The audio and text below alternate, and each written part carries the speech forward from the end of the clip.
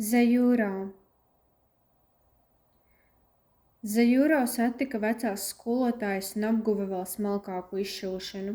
Tas bija viegli, viņu slavēja kā apdāvinātu, tikai kurš viņai to bija dāvinājis, šo spēju izdomāt pat jaunus rakstus.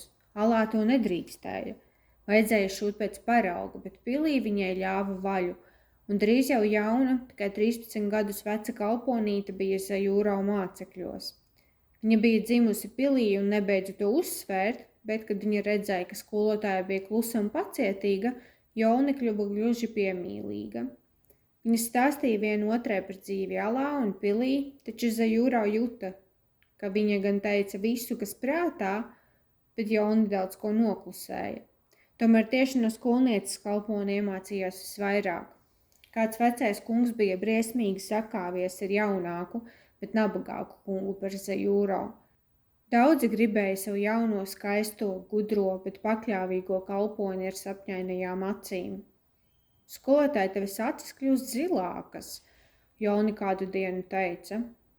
Tā taču nevar būt, uz vecumu acis var tikai zaudēt krāsu. Tu neesi veca, tev tikai 20, bet tevis acis ir zilākas. Kādas bija taviem vecākiem? Manam tēvam acis bija brūnas ar zaļu, vairāk zaļas, bet mātei gan viszilākās mūsu olā. Jaunībā viņa bijusi ļoti skaista. Tad kāpēc viņu nepaņēma pilī? Zajūrā nopūtās. Viņai nav prāta, nemāk izšūt, pat nevienkārši darbu. Viņai auž rupjos pameta audumus segām. Tādu darbu jau arī kādam jādara. Nu gan skumji. Tev ir prāts, skolotāji, tā kalpi runā. Viņiem skauž, ka kungi kaujas pret tevi. Gan jau skauž, visiem skauž, ja kādam ir labi. Vai tev skauž, ka neesi kundze? Vergiem saka, ka viņi būs. Tev var būt grezna dzīve, ja bagātais kungs tevi dabūs, bet sievi tu viņam nebūsi un kundze netik. Neskauž. Zini, es nevienam neticētu, bet tev gan Zajūrā. Tu esi laba kaut no alas. Vai tu vari kļūt kundze? It kā varu, kā zemākā kundze, sieva kādam ļoti vecam atraitnim vai kungam, kurš zaudējis godu. Es esmu dzimusi kalpu ģimenē, bet man saka, ka es nebūšu skaista. Tāpēc es tā pūlos mācīties, man jāiekuro sava vieta. Zajūrā pamāja, sapņaini skatoties uz vietu, kur viņa iztēlojās logu. Tā sauca tās stiklotās pareģošanas un krāsu vietas. Viņa jau vairākas bija redzējusi. Visas nebija vienādas, bet dienā vienmēr rādīja zilu augšā un brūnu no apakšā. Uz vienu pusi apaļā lode nāca augšā, tad pazudēs pils griestiem, un otrā pusē tā aizgājies brūnās malas, radot saulrietus. Tie katrs bija citādāki. Tomēr Zajūrā istabā loga nebija. Viņa uz tiem varēja skatīties tikai tikmēr, kamēr Kolhonga viņu mācīja vai kungu istabās. Pagaidām viņa laipni smaidīja tieši tiem diviem kungiem, kuri nu pat bija sakāvušies. Skandāls, tā sauc šādas lietas. Kauties par kalponi, kur nākusi no alas. Kauns. Bet viņi kāvās, jo Zajūrā bija gari, spīdīgi, melni mati, un varbūt acis tiešām kļuva zilākas. Viņa bija padevīga, vienmēr visu iegaumēja, nerunāja pretīm, viņa maz baidījās, kungi viņu par to slavēja, Zajūrā visu darīja pareizi. Tomēr katru reizi, kad viens vai vairāki kungi viņu noguldīja uz greznajiem palagiem, jaunā sieviete redzēja sev priekšā vergu bardu āņurgu. Kailu, kā kungi un kalpi teica, tik stulbu, ka viņš nezināja savu kaunu, bet tomēr āņurgam bija gudrība, kā nevienam citam. Arī saslavētā, bet nemaz neiedomīgā Zajūrā nespēja vēl aptvert visu, par ko āņurgs bija dziedājis, nekad neatstājot tālu. Viņa savā istabā klusi dziedāja viņa dziesmas, atrodot citvietu sevī, un iztēlojās kaut ko lielu, kaut ko plašu. Tas bija labs vārds. Istaba varēja būt plaša. Tas bija tas pats, kas liela, bet arī nepiepildīta, tāda, kur bija vieta vēl kaut kam ienākt. Piemēram, daudziem cilvēkiem. Ar lietām, mēbelēm piebāzta istaba arī varēja būt liela, bet nebija plaša. Tur kaut kur bija plaša vieta, ko piepildīt ar visu. Kaut kur Zajūrā galvā un krūtīs bija tas plašums, kur ienākt jauniem vārdiem. Zajuro īsti nesaprata, ko Holhonga centās viņai iemācīt. Viņa mācījās izšūt no kalponēm rokdarbniecēm, viņa mācījās no mazās skolnieces Jonī par īsto dzīvi pilī, kāda tā bija kalponēm. Cita mācīja viņu rūpēties par augiem, taču viņa teica, ka loga tuvumā tie augšot labāk nekā zem lampām. Zajurā mācījās, kā būt laba kungiem, un viņa mācīja izskaidrot. Varbūt viņa kādreiz dabūs istabu ar logu augiem un pašas dvēselēji. Kas tāda, to gan Zajuro ne par ko nesaprata. Pamazām jauno kalponi pieņēma arī citas, kuru vidū viņa jutās tāpat kā Alā, starp saviem cilvēkiem, tomēr citiem. Viņas gan ieturēja to pašu distanci kā Jolni, grozot vārdus tā, lai nepateiktu ko lieku, bet ar laiku taču logam vajadzēja parādīt ko jaunu, pārnestā nozīmē izsakoties. Kad Zajuro dzīvē ienāks tas lielais, ko viņa gaidīja? Skaistās kleitas, sadāvinātie augi, rotas lietas un jaunie raksti, pat ne jaunie vārdi. Nē, nekas no tā nebija tā īstā pasaule vai īstā citvieta. Kur bija plašums, vai šī dzīve bija citādāka kā Alā? Jā un nē, kā kalponis mēdza teikt, kad gribēja izklausīties gudras. Tomēr reiz, kad kungs, kurš laikam jau viņu dabūs, tas vecākais un bagātākais, iedāvināja Zajuro melnu kleitu, klātu zila brokāta zajūrvanas ziediem. Viņa vairs nespēja gaidīt. Nakts. Tā bija tumša, kad lampas izslēdz un aizkarus pie logiem pēc saulrieta aizvēra, bet pašās beigās logā vienmēr kļuva tumšāks. Kleita kaut ko iededza Zajuro dvēselē, lai kas tā bija, un tad viņa zināja. Tuvu pie sirds, bet arī plaša, kā zilais laukums, kas saulrietā vērtās sarkans un rozā. Kalponi uzvilka melni zilo kleitu un izlavījās pa durvīm. Tuvākā bija Holhongas mācību istaba, lai ko arī viņa tur nemācītu. Tomēr Zajuro zināja, ko viņa ieguva. Bailes. Sākumā priekšniece viņu nemaz tik ļoti nebiedēja, bet viņas melnās acis nē. Taču tas, kā viņa runāja ar citiem, kā negaidīti parādījās Zajuro blakus, kā likās, ka viņa stāv visam par ciešu klāt, sagrābusi savās cietajās rokās. Tas jauno sievieti iedzina kā jaunā Alā, mazā un šaurā, smirdošā pēc vannas, īstenībā jau baseina, kur visu nedēļu bija peldējušies kungi un pēc tam to pašu ūdeni deva zemiem kalpiem mazgāties. Tikai pēc tam tur tika vergi, kad ūdens jau bija brūns. Zajuro nekad negribēja redzēt to vietu, kur aiz stikla rādīja aktierus un kur zemākie bārdi spēlēja rupjas trūles dziesmiņas. Zajuro brīdi pārdomāja, taču neviena cita vieta ar logu nelikās pieejama. Kungu istabas bija slēdzamas, bet kalpi bieži uzturējās savās telpās arī naktī, ja darbi spieda pasteigties. Viņai pašai nekad nebija tik daudz jāstrādā, lai uztrauktos. Bet vai tas bija to vērts? Tā bija tikai mācību telpa. Lai to sasniegtu, bija jāiziet caur 3 vannas istabām. Tā nebija slēdzama, tur nekā nebija. Kas bija lielāks? Bailes vai iztēle? Zajuro iztēlojās un iedomājās un sapņoja par logu naktī. Saulēktu viņa jau bija redzējusi, palika tikai nakts. Vai logs arī būs tumšs kā istabas un gaiteņa, pa kuriem Zajuro akli traustījās. Bet jau Alā viņai patika palikt augšā un sēdēt tumsā, vērojot gandrīz neredzamos sargu stāvus. Viņiem aiz terases smargām lampas palika ieslēgtas, taču Ala bija tik svešāda, tik citāda naktī. Bet šaurā vecā Ala bija pilnītīta spokiem.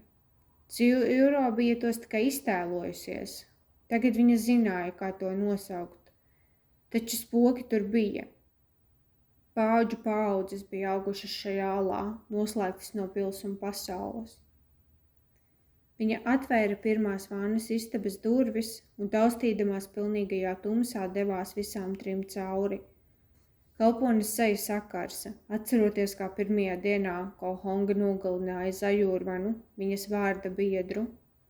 Lipīgi sviedri iesūcās skaistajā mirdzošajā kleitā, ko darinājusi prasmīga kalpone. Tā bija īsta kundzes kleita, kādas dabūja tikai tās kalpones, kuras kāds paņēma par savu īpašumu. Tas vēl nebija noticis, bet pavisam drīz tas varēja notikt. Viņa piederēs vecajam Luvianam. Sieviete apņēmīgi nospieda rokturi, iztaustījās cauri istabai un atvēra aizkaru, atklājot mirdzumu, kas pārspēja viņas kleitu. Daudz spožu punktu uz melna pamata, un visam pāri tāda kā zilgana nokrāsa. Tāda bija nakts logā, uz sienas aiz stikla. Zajurā nokrita ceļos un atspieda zodu pret taisnu stūra malu. Viņa nekad negribētos likt seju kaut kam tik tuvu, lai skatītos, taču pie logiem viņai vienmēr gribējās tā darīt. Sažņaugusi rokas kalpone sēdēja, vērojot dažas mazus baltus mākoņus slīdam pāri šim attēlam, aizsedzot spožos punktiņus, tā, kā tie mēdz aizsegt saules disku. Varētu būt lietus, to jau pa dienu varēja redzēt. Lietus bija labi, bet kāpēc? To Zajuro neviens neatklāja. Sapņi raisījās bijušās verdzenes dvēselē, skatoties, kā punktiņi lēni, jo lēni griezās. Vērojot to krāsas, sarkani, dzelteni, balti un zili, visvairāk balto. Taču tad viņa pietrūkās kājās kaut kam sudrabainam un ļoti spožam pamazām parādoties pie rāmja. Kas tas varēja būt? Tā bija gaisma, kas sadarējās ar krāsām, taču naktī tāds spožums bija par lielu. Naktī vajadzēja būt melnai ar zilu. Zajuro galva sagriezās un viņa atkal noslīdēja uz ceļiem. Kaut kas tuvojās. Kaut kas, kas parādīsies kā saules saulēktā, kad tā otrā pils pusē parādījās uz brūnās apakšmalas. Kolhonga viņu vēroja, Zajuro to zināja, bet ne tāpēc viņa aizbēga. Nē, tas sudraba mirdzums bija par lielu viņas dvēselē. Ko tāds pariģoja? Vēl stiprāku pērkonu? Kolhonga nebija redzama, bet kaut kā Zajuro zināja, ka viņa stāvēja ikvienam aiz muguras kā spoks. Priekšniece it kā bija tikai kalpone, tomēr tikko kā viņa parādījās, visi cilvēki mainījās, pat kungi. Vai viņa bija pils dvēsele? Zajuro atkrita vēsajos palagos, izkārusi kleitu uz krēsla atzveltnes žāvēties. Viņa bija aizmirsusi, kā bija svīst. Pils vēsais, nekustīgais gaiss un smaga darba trūkums viņu bija padarījis kundzisku. Tomēr drosme tikai pieauga, kad katru nakti Zajuro lavījās uz mācību istabu skatīties nakts logu. Nākamā reizē viņa izturēja un iemācījās 3 citus nakts apļus debesīs.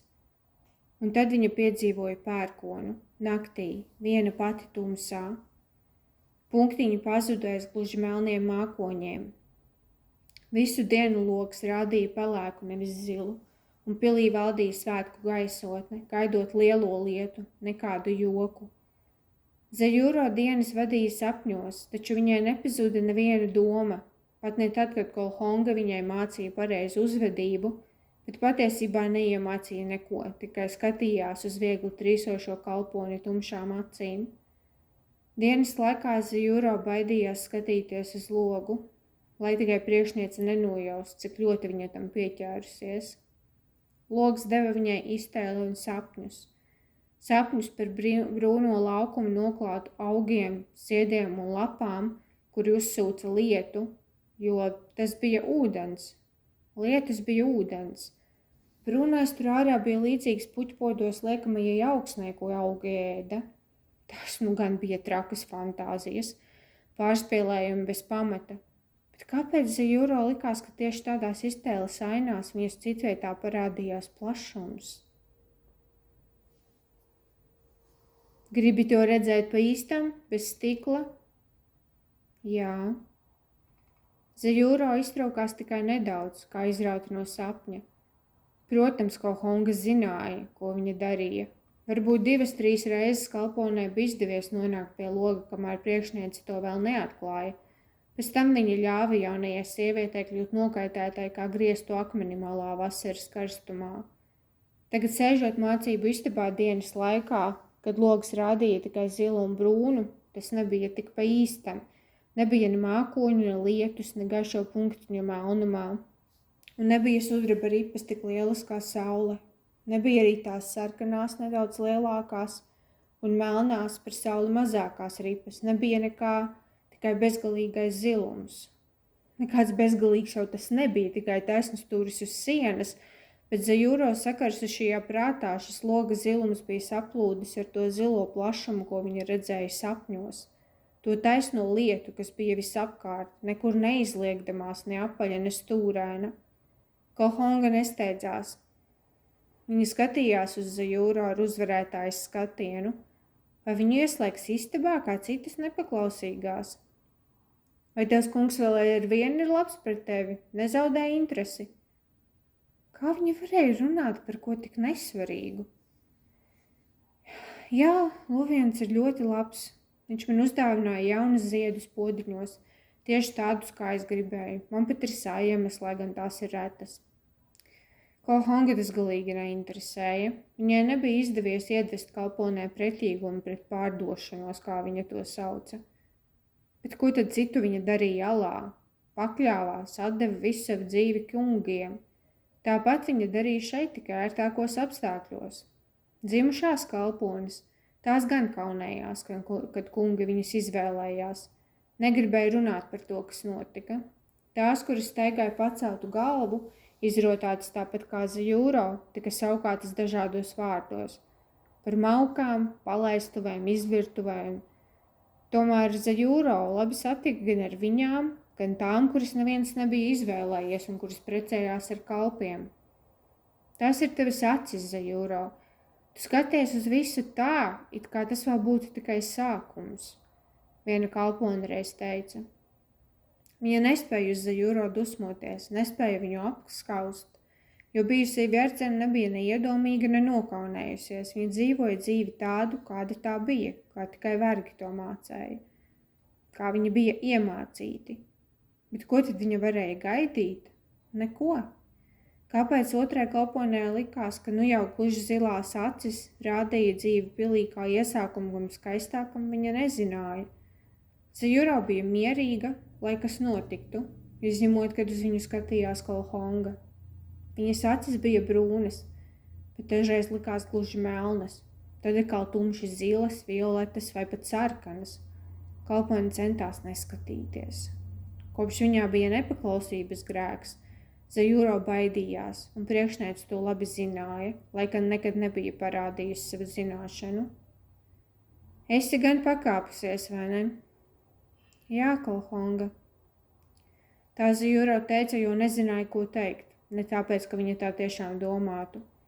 Alā viņa kļūtu vecāka, varbūt viņai atļautu izvēlēties vīru. Viņam noteikti bija īstais vārds, tāds, ko pat Kohonga nevarēja atņemt. Pusmūža sievietes sejās maids izdzisa, atstājot tikai spītu. Nu tad nāc, es tev parādīšu, bet ne logu, durvis. Stikla durvis? Nē. Kāds durvīm sakars ar logiem? To tu redzēsi. Priekšnieces atvēra Zajūro roku un uzrāva jauno sievieti kājās. Tā viņa tika raustīta bez iemesla, bet nesūdzoties. Gājiens bija garš pa tādiem gaiteņiem un cauri zālēm, ko Zajūro nebija redzējusi. Viņa būtu gribējusi paskatīties uz glaznām un rotājumiem, sevišķi uz augiem podiņos, bet acis spēja izšķirt tikai greznos audumus, kas rotāja logus, mēbeles un grīdas. Šeit viss bija izcili skaists. Zāles vidū esošais paklājs droši vien bija gatavots 10 gadu. Šeit mēs uzņemam viesus no citām pilīm. Pirmais iespējas ir jārada. Arī tev nu tas tiks tikai otrādi, Kohonga teica, pēkšņi iesmiedamās pilnā rīklē. Vēl viena mazāka zāle, un Zajūro tika izgrūsta pa apsargātām durvīm, uz plāksnēm klātas garas lentes, ko viņa pa logu nebija redzējusi. Šie tad bija ziemeļi, taču doma nolidoja kalponei domās garām kā muša. Viņas priekšā bija viens liels logs. zilais un brūnais, bet tas bija visapkārt, izņemot tur, no kurienes Zajūro bija nākusi. Tur slēdzās pils, tik milzīga, ka pat kalpones spēcīgā iztēle to nebija iztēlojusies tādu. Bet zilais un brūnais, viņa izstiepa rokas, lai mēģinātu to sataustīt, un atkal izdzirdēju Kolhongas smieklus. Gudriniece vai ne? Viņa teica sargiem, kuri smējās līdz ar priekšnieci. Zajūro izstieptām rokām pagājās pa plāksnēm uz priekšu, mēģinot aizsniegt zilo sienu, taču tā nedavās rokās. Viņas matus spēcīgi sašūpoja vējš, kamēr Zajūro grozījās uz visām pusēm, skatoties te uz vienu, te otru. Aiz muguras pils, bet visapkārt zils un brūns sadalīts uz pusēm. Viņa beidzot pieliecās un piespieda rokas zemē blakus plāksnēm. Karsta, smilšaina, viņa taustījās uz priekšu un nespējot saprast, cik tālu tas viss sniedzās, cik tālu tā varēja aiziet. Vai zilais bija ļoti, ļoti liela ala, tik liela, ka viņa nespēja to aptvert? Nevarēja taču būt, ka viņa nespētu līdz tam aiziet, aizsniegt zilo krāsu un pieskarties. Saule karājās virs galvas, radot spilgtu ēnu, kas asi iezīmējās kalpoinei blakus. Tā bija karsta, šeit viss bija karsts, vēl karstāks nekā alā. Saule radīja karstumu, jā, tā noteikti bija. Kungi bija to pakāruši pie zilajiem griestiem. Pēkšņi tieši uz līnijas starp zilo un brūno sakustējās mazs kukainis. Zajūro atkal izstiepa roku, lai tos atvertu, bet atrada tikai gaisu. Vediet viņu iekšā, karavāna nāk ātri, Kolhonga uzsauca sargiem. Viņus atvērēs rokas un ierāva pa durvīm, tad aizved uz istabu un ieslēdza. Sargi smējās, skatoties viņas neizpratnes pilnajā sejā. Karavānis nāca no citām pilīm, tur bija sveši kungi un kundzes. Viņi brauca ratos, ko vilka lieli dzīvnieki. To Zajūro nebija redzējis, taču kāds sakars varēja būt mazajam kukainim uz brūnās līnijas ar veselu karavānu. Kāpēc viņa nespēja piespiest plaukstas pie zilās sienas, kas likās tik tuvu? Tā bija tuvu, tā vienmēr bija mājojis citvietā Zajūro dvēselē, taču miesa nespēja tos atvērt.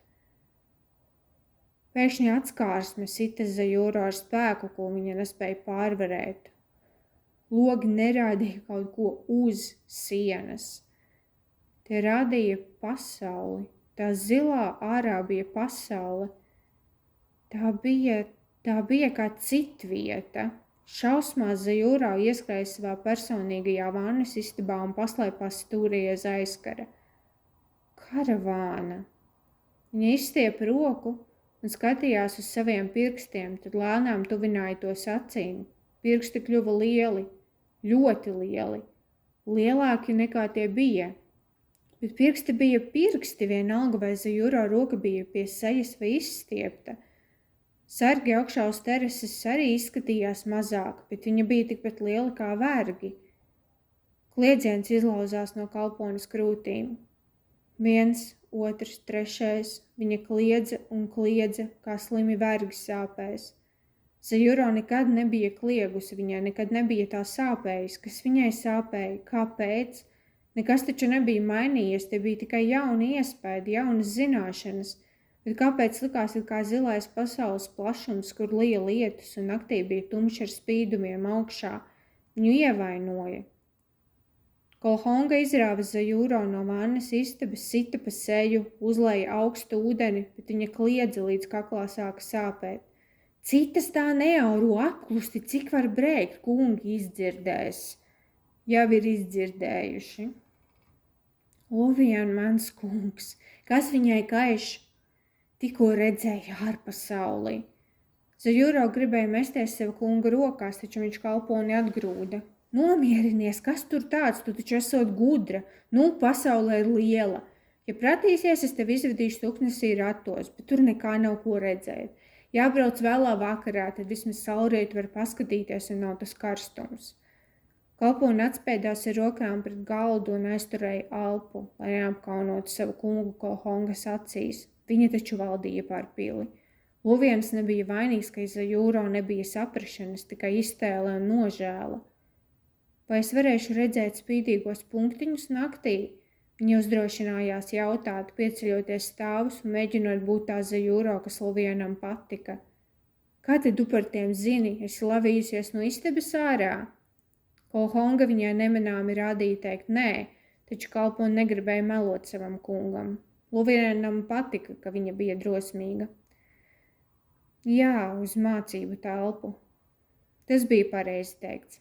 Kungs beidzot Zajūro apskāva un piespieda viņas seju savām platajām krūtīm. Tās ir zvaigznes. Jā, tur ir ko skatīties. Saulē līdzīgi ir 3 mēneši. Sudraba sarkanais un melnais. Es tev parādīšu, tu apsolīsies vairs tā nebrēkt. Paraudiet to, kā sievietē vajag, bet nekad mūžā, lai man nav jāskaidrojas par tevi. Jo tomēr sanāk, tēlo, ka pakriti un sasita galvu. Zem taviem biezajiem matiem neredzēs. Zajūro atkāpās un pamāja. Luviens bija labs, viņš piedeva. Diez kā būtu, ja viņu dabūtu jaunais daudz skaistākais kungs, vai viņš arī bija labs?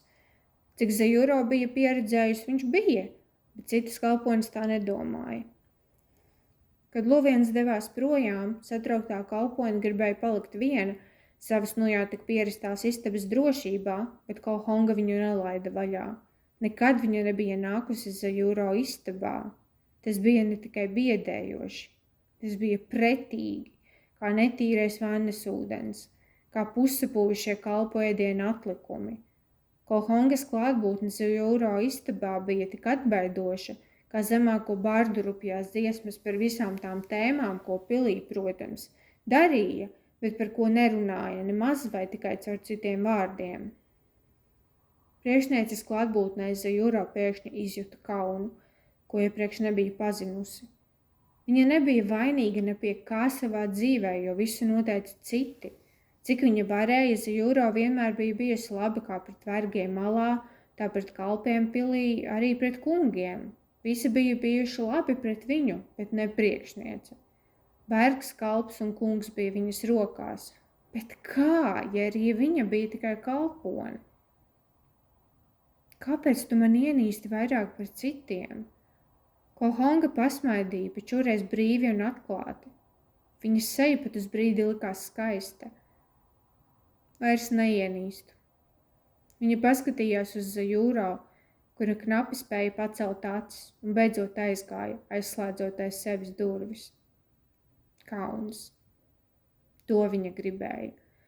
Lai Zajūro ne tikai darītu visu, ko viņai liek, bet lai viņai būtu par to kauns. Kaut citas izvēles nebija, tikai drausmīgs sods, bet vai tad tā bija izvēle?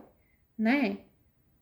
Zajūro gribēja dzīvot pēc iespējas nedarot nevienam ļauna, un viņa neredzēja, kā izšūt, kalpot kungam gultā vai mācīt jaunās kalpones kādam kaitētu. Viņa apzinājās, ka daudz ko vēl nesaprata, bet neviens arī nebija meiteni mācījis, kā tad, lai viņa zinātu.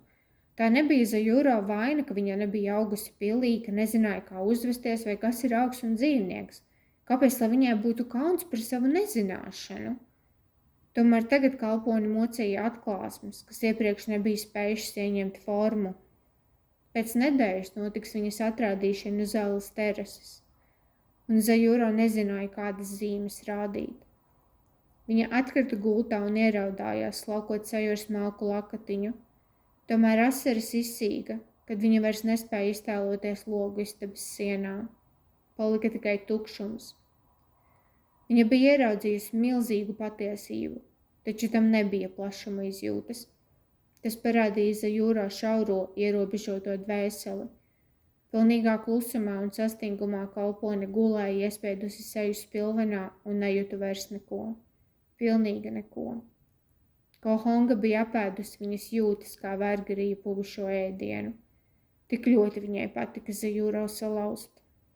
Tik ļoti viņa mīlēja kaunu.